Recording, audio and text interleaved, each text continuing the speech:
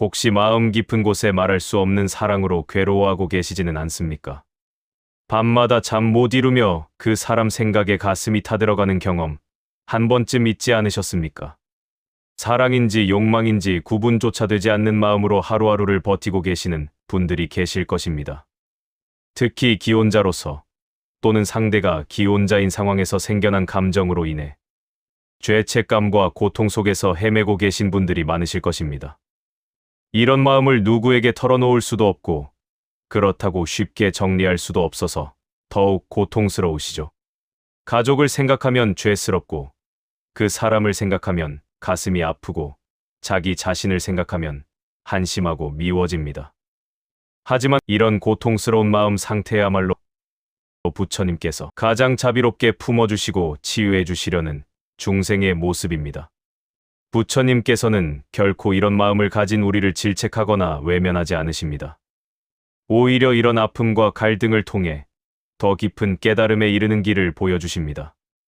오늘 이 시간에는 부처님의 가르침을 통해 불륜이라는 복잡하고 고통스러운 감정의 실체를 정확히 바라보고 이를 어떻게 지혜롭게 승화시켜 나갈 것인지에 대해 함께 살펴보겠습니다. 부처님께서 말씀하신 4가지 핵심 가르침을 통해 여러분의 마음에 평안과 지혜의 등불을 밝혀드리고자 합니다. 첫 번째로는 불륜의 본질이 무엇인지, 왜 이런 감정이 생겨나는지에 대한 부처님의 통찰을 살펴보겠습니다. 두 번째로는 이런 감정으로 인해 생겨나는 업의 법칙과 그 결과에 대해 알아보겠습니다. 세 번째로는 이미 생겨난 감정을 어떻게 정화하고 승화시킬 수 있는지에 대한 구체적인 수행법을 제시해드리겠습니다. 네 번째로는 앞으로 이런 번뇌에 휘둘리지 않고 참된 사랑과 자비를 실천하는 방법에 대해 말씀드리겠습니다. 여러분이 지금 느끼고 계신 고통이 결코 헛되지 않을 것입니다. 이 시간이 끝날 때쯤에는 여러분의 마음에 맑은 달빛 같은 지혜가 비춰져서 어떤 선택을 해야 할지, 어떤 마음가짐으로 살아가야 할지 분명해지실 것입니다. 첫 번째로 불륜이라는 감정의 본질에 대해 부처님의 가르침을 통해 살펴보겠습니다. 법구경에서 부처님께서는 이렇게 말씀하셨습니다. 모든 악은 마음에서 비롯되고 마음이 악하면 말과 행동도 악하게 되어 고통이 따르기 마련이다. 반대로 모든 선도 마음에서 비롯되고 마음이 선하면 말과 행동도 선하게 되어 행복이 따른다고 하셨습니다. 불륜이라는 감정도 마찬가지입니다. 이것은 갑자기 하늘에서 떨어진 것이 아니라 우리 마음 깊은 곳에 있던 가래와 집착, 그리고 무명이 만들어낸 환상입니다. 특히 현대 사회에서는 개인주의 문화와 감정 중심의 사고가 확산되면서 순간적인 감정을 진실한 사랑이라고 착각하는 경우가 매우 많습니다. 예를 들어 직장에서 만난 이성에게 마음이 끌린다고 해보겠습니다. 처음에는 단순한 호감으로 시작했지만 점점 그 사람만 생각나고 그 사람과 함께 있을 때만 행복하다고 느끼게 됩니다. 가정에서는 짜증이 늘어나고 배우자와의 대화도 줄어들고 아이들에게도 예전만큼 관심을 기울이지 못하게 됩니다. 이런 상황에서 많은 사람들이 이것이 진정한 사랑이고 지금까지의 결혼 생활은 의무감으로 버텨온 것일 뿐이라고 생각합니다. 하지만 부처님께서 보시기에 이것은 가래라는 독화살에 중독된 상태입니다. 중독된 사람이 더 많은 독을 찾는 것처럼 가래에 중독된 마음은 더 많은 자극과 만족을 추구하게 됩니다. 그 과정에서 기존의 관계와 책임, 그리고 자신의 본래 모습까지 잃어버리게 되는 것입니다. 유식학에서는 이런 현상을 팔식의 작용으로 설명합니다. 우리의 아뢰야식에는 과거생부터 쌓여온 무수한 종자들이 저장되어 있습니다. 그 중에서 애욕과 집착에 관련된 종자들이 적절한 조건을 만나면 현행으로 드러나게 됩니다. 특히 중년 이후에는 인생의 허무함이나 권태감 등이 이런 종자들이 현행될 수 있는 조건을 제공하기도 합니다. 조주선사의 어록에 이런 말씀이 있습니다. 한 승려가 조주선사에게 물었습니다. 스승님, 저는 어떤 여인을 보면 마음이 어지러워집니다. 어떻게 해야 합니까? 조주선사가 답하셨습니다. 그 마음이 진짜 너인가, 가짜 너인가? 승려가 다시 물었습니다. 그것을 어떻게 구분합니까? 조주선사가 말씀하셨습니다. 진짜라면 왜 어지러워하고 가짜라면 왜 붙잡고 있는가? 이 선문답에서 우리는 중요한 통찰을 얻을 수 있습니다. 불륜이라는 감정에 휘둘리는 마음은 진정한 나가 아니라는 것입니다.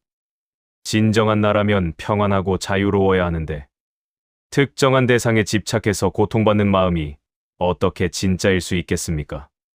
그렇다면 가짜인데 왜 그토록 붙잡고 놓지 못하는 것일까요? 그것은 우리가 그 환상을 진실이라고 착각하고 있기 때문입니다. 실제로 불륜 관계에 빠진 사람들을 상담해보면 공통적인 패턴을 발견할 수 있습니다. 처음에는 상대방의 특별한 점들이 눈에 들어옵니다. 유머 감각이 좋다거나 자신을 이해해준다거나 함께 있으면 젊어지는 느낌이 든다거나 하는 것들입니다. 하지만 시간이 지날수록 이런 것들이 실제로는 자신이 투사한 환상이었음을 깨닫게 됩니다. 상대방도 결국은 평범한 사람이고 나름의 단점과 한계가 있는 존재라는 것을 알게 되죠. 그럼에도 불구하고 쉽게 관계를 정리하지 못하는 이유는 이미 너무 많은 것을 잃을까봐 두렵기 때문입니다. 지금까지 투자한 감정과 시간, 그리고 그 관계 때문에 포기한 다른 것들을 생각하면 더욱 놓기 어려워집니다. 이것이 바로 부처님께서 말씀하신 집착의 본질입니다. 이미 잃어버린 것을 되찾으려 하고 원래 없었던 것을 얻으려 하면서 끝없는 고통의 사슬에 자신을 묶어두는 것입니다. 화엄경에서는 이런 상황을 일체유심조라는 말로 설명합니다.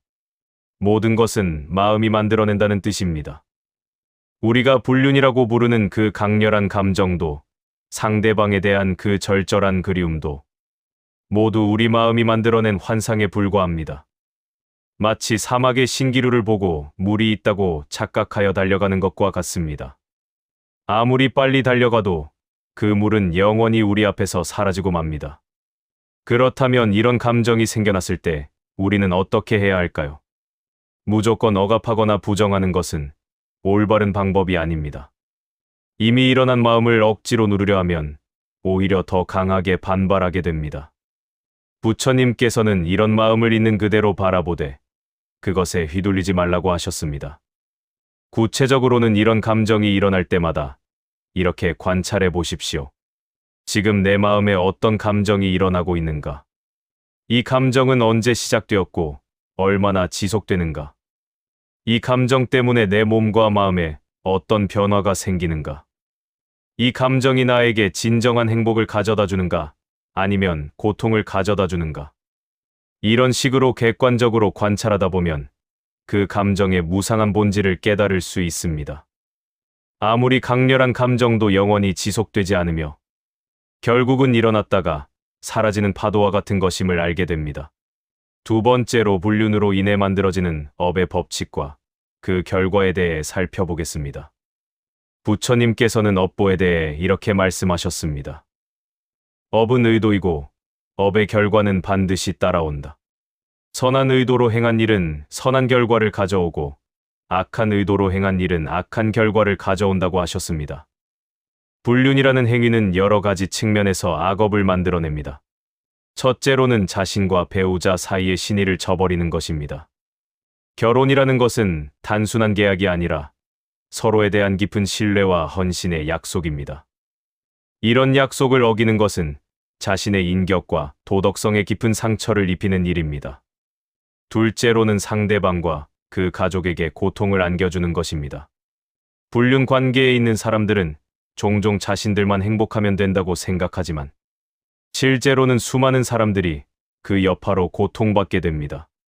특히 아이들의 경우 부모의 불륜으로 인해 평생 치유하기 어려운 상처를 입게 되는 경우가 많습니다. 셋째로는 사회의 기본 질서를 해치는 것입니다. 가정이라는 것은 사회의 기본 단위입니다. 가정이 무너지면 사회 전체가 불안해지고 특히 다음 세대에게 올바른 가치관을 전수하기 어려워집니다. 이런 업의 결과는 당장 눈에 보이지 않을 수도 있지만 반드시 우리에게 되돌아옵니다. 보통은 다음과 같은 형태로 나타납니다. 먼저 내적 평안의 상실입니다. 불륜 관계에 있는 동안에는 일시적인 쾌락과 흥분을 느낄 수 있지만 그 밑바닥에는 항상 불안과 죄책감이 자리 잡고 있습니다. 숨겨야 할 것이 있다는 부담감, 언젠가 들킬지도 모른다는 두려움, 자신이 나쁜 사람이 되어버린 것 같은 자책감 등이 마음을 끊임없이 괴롭힙니다. 실제로 한 중년 남성의 사례를 말씀드려 보겠습니다. 이분은 20년 넘게 성실하게 가정을 꾸려온 가장이었습니다. 그런데 회사에서 만난 후배 여직원과 불륜 관계를 맺게 되었습니다. 처음에는 그저 새로운 자극과 설렘을 느꼈지만 시간이 지날수록 마음이 점점 무거워졌습니다. 집에 들어가면 아내와 아이들의 얼굴을 제대로 바라볼 수가 없었고 밤에는 잠이 오지 않아 괴로워했습니다. 일에도 집중할 수 없었고 친구들과의 모임에서도 마음 편히 웃을 수 없었습니다. 결국 우울증과 불안장애까지 생겨서 정신과 치료를 받아야 했습니다. 다음으로는 인간관계의 파괴입니다. 불륜이 발각되면 단순히 배우자와의 관계만 깨지는 것이 아닙니다. 자녀들과의 관계, 양쪽 집안 식구들과의 관계, 직장 동료들과의 관계까지 모두 영향을 받게 됩니다. 특히 아이들의 경우 부모에 대한 실망감과 배신감으로 인해 오랫동안 마음의 상처를 안고 살아가게 됩니다. 또한 경제적 손실도 큽니다. 이혼 과정에서 재산 분할과 위자료, 양육비 등으로 인해 경제적으로 큰 타격을 받게 됩니다. 그뿐만 아니라 정신적 스트레스로 인해 업무 능력이 떨어지고 승진이나 사업에도 악영향을 미치는 경우가 많습니다. 가장 심각한 것은 업력의 축적입니다. 불륜으로 인해 만들어진 악업은 현생에서 끝나는 것이 아니라 내생에까지 영향을 미칩니다. 지장경에서는 이런 업에 대해 자세히 설명하고 있습니다. 음행을 범한 자는 내생의 음욕에 시달리고 가정불화를 일으킨 자는 내생의 가정의 화목을 누리지 못한다고 했습니다. 선도조사 임재선사의 어록에 이런 말씀이 있습니다. 한 제자가 임재선사에게 물었습니다. 스승님, 저는 계율을 어겨서 죄업이 많습니다. 어떻게 해야 합니까? 임재선사가 답하셨습니다. 죄를 짓는 자도 너요. 참회하는 자도 너다. 그 너는 누구인가? 제자가 또 물었습니다. 그렇다면 업보는 없다는 말씀입니까? 임재선사가 말씀하셨습니다. 업보가 없다면 왜 지금 고통스러워하고 업보가 있다면 왜 참회를 구하는가? 이 선문답에서 우리는 업보에 대한 깊은 통찰을 얻을 수 있습니다. 업보라는 것은 외부에서 가해지는 처벌이 아니라 우리 마음이 만들어내는 고통입니다. 잘못된 행위를 하면 마음 깊은 곳에서 그것이 틀렸다는 것을 알기 때문에 고통받게 됩니다. 반대로 올바른 행위를 하면 마음이 편안하고 기쁘게 됩니다. 그렇다면 이미 불륜이라는 악업을 지은 사람은 어떻게 해야 할까요? 부처님께서는 참회라는 방법을 제시해 주셨습니다. 참회란 단순히 죄송하다고 말하는 것이 아니라 자신의 잘못을 정확히 인식하고 다시는 그런 잘못을 반복하지 않겠다는 강한 의지를 갖는 것입니다. 구체적인 참회 방법은 다음과 같습니다. 먼저 자신이 지은 업의 내용을 정확히 인식해야 합니다. 누구에게 어떤 해를 끼쳤는지, 그로 인해 어떤 고통이 생겨났는지를 명확히 파악해야 합니다. 그리고 그런 행위가 왜 잘못된 것인지를 이해해야 합니다. 다음으로는 진심으로 뉘우치는 마음을 가져야 합니다. 변명하거나 합리화하지 말고 솔직하게 자신의 잘못을 인정해야 합니다. 이때 중요한 것은 상대방을 원망하거나 상황을 탓하지 않는 것입니다. 모든 책임은 선택을 한 자신에게 있다는 것을 받아들여야 합니다. 그리고 나서는 구체적인 보상 행위를 해야 합니다. 가능한 한 피해를 입은 사람들에게 사죄하고 손해를 배상하려고 노력해야 합니다. 물론 이미 깨진 신뢰를 완전히 회복하기는 어렵겠지만 최선을 다해 상처를 치유하려고 노력해야 합니다. 마지막으로는 다시는 그런 잘못을 반복하지 않겠다는 서원을 세워야 합니다. 그리고 그 서원을 지키기 위해 구체적인 실천 방법을 마련해야 합니다. 예를 들어 불륜의 상대방과는 완전히 연락을 끊고 그런 상황에 노출될 가능성을 최대한 줄여야 합니다. 세 번째로는 이미 생겨난 불륜의 감정을 어떻게 정화하고 승화시킬 수 있는지에 대한 구체적인 수행법을 말씀드리겠습니다. 먼저 부처님께서 제시하신 사념처 수행법을 활용할 수 있습니다.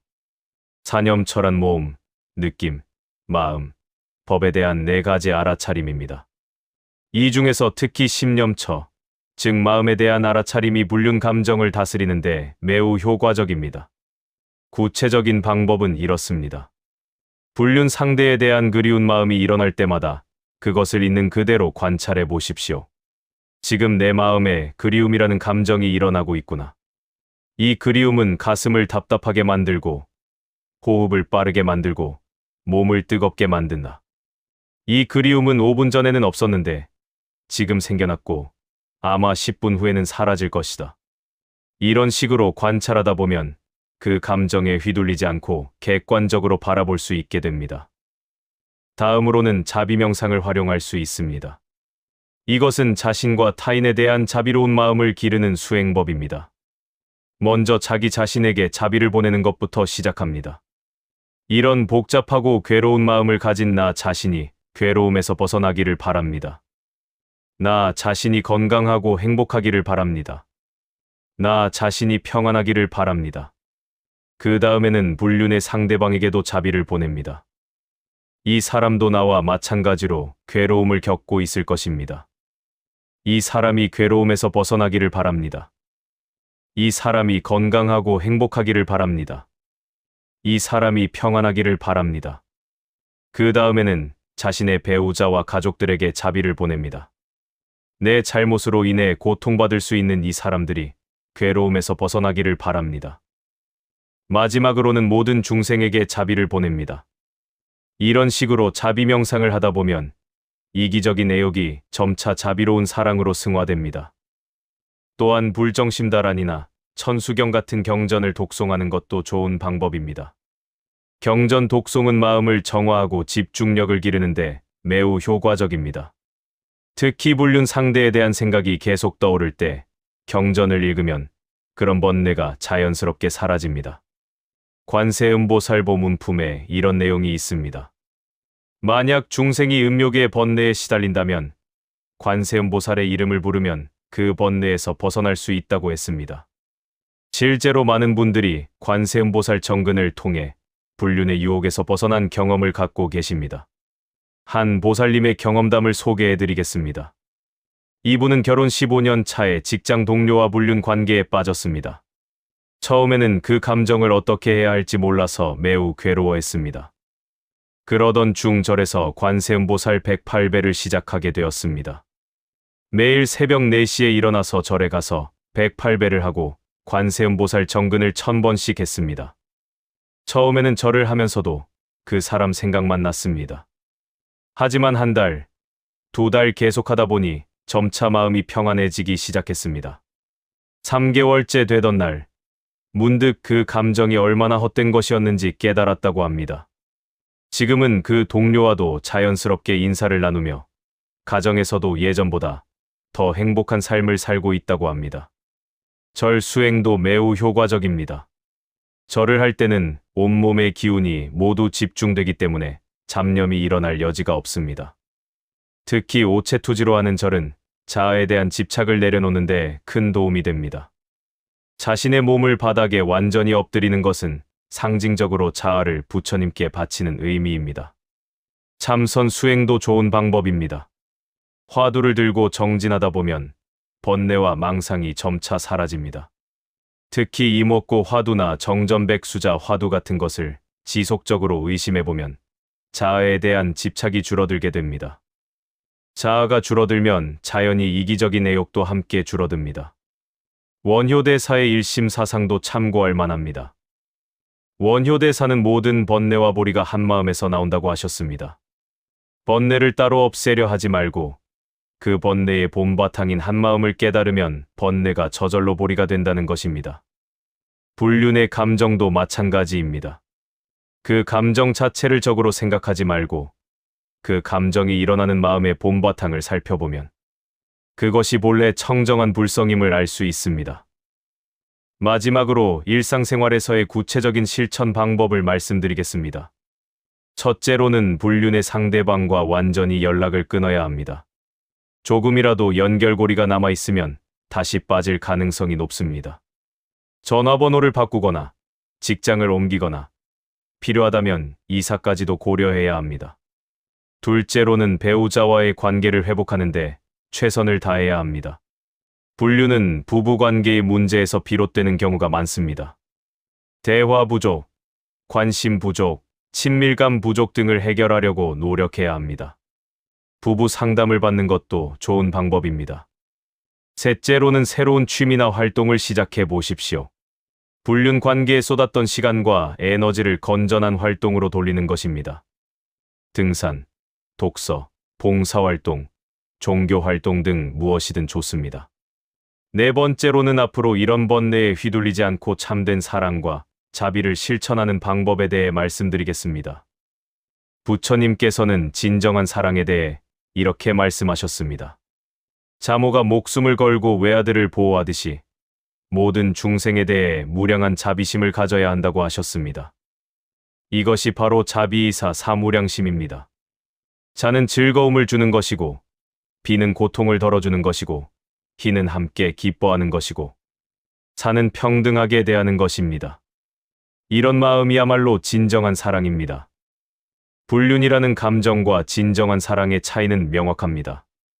불륜은 나의 만족을 위해 상대를 이용하는 것이지만, 진정한 사랑은 상대의 행복을 위해 나를 바치는 것입니다. 불륜은 독점적이고 배타적이지만, 진정한 사랑은 포용적이고 개방적입니다. 불륜은 일시적인 쾌락을 추구하지만, 진정한 사랑은 영원한 행복을 지향합니다. 그렇다면 일상생활에서 이런 진정한 사랑을 어떻게 실천할 수 있을까요? 먼저 가정에서부터 시작해야 합니다. 배우자를 진정으로 이해하고 존중하려고 노력해야 합니다. 상대방의 입장에서 생각해보고 상대방의 필요와 욕구를 파악해서 도와주려고 해야 합니다. 작은 일에도 감사하는 마음을 표현하고 상대방의 장점을 발견하려고 노력해야 합니다. 자녀들에게도 조건 없는 사랑을 보여주어야 합니다. 성적이나 외모, 능력에 관계없이 존재 자체만으로도 소중한 존재임을 알려주어야 합니다. 아이들의 말을 주의 깊게 들어주고 그들의 꿈과 희망을 응원해 주어야 합니다. 직장에서도 동료들을 진심으로 배려해야 합니다. 경쟁 관계라고 해서 서로를 적대시할 필요는 없습니다. 서로 도와가며 함께 성장하는 관계를 만들어야 합니다. 특히 어려운 상황에 있는 동료가 있다면 적극적으로 도와주어야 합니다. 사회적으로는 봉사활동에 참여하는 것이 좋습니다. 경로당이나 양로원을 찾아가서 어르신들께 안부를 여쭙고, 어린이집이나 보육원에 가서 아이들과 시간을 보내고, 장애인 시설에 가서 도움을 드리는 것 등이 모두 자비 실천입니다. 환경 보호에도 관심을 가져야 합니다. 지구상의 모든 생명체들이 우리의 형제자매라는 마음으로 자연을 보호해야 합니다. 일회용품 사용을 줄이고 대중교통을 이용하고 에너지를 절약하는 것도 자비 실천입니다. 무엇보다 중요한 것은 지혜의 눈으로 모든 것을 바라보는 것입니다. 반야심경에서 말하는 색즉시공, 공즉시색의 도리를 깨달아야 합니다. 모든 현상은 인연에 따라 생겨났다가 사라지는 것이므로 집착할 필요가 없다는 것을 알아야 합니다. 특히 무소구행이 중요합니다. 아무것도 구하지 않는다는 것은 욕심을 버린다는 뜻입니다. 다른 사람의 사랑이나 인정, 물질적 만족 등을 구하지 않고 오직 자신의 본분만 다하는 것입니다. 불자님들, 여러분이 지금 겪고 계신 고통이 결코 헛되지 않을 것입니다. 이 고통을 통해 더 깊은 지혜와 자비를 얻게 되실 것입니다. 여러분 모두가 괴로움에서 벗어나 참된 행복과 평안을 누리시길 간절히 기원합니다.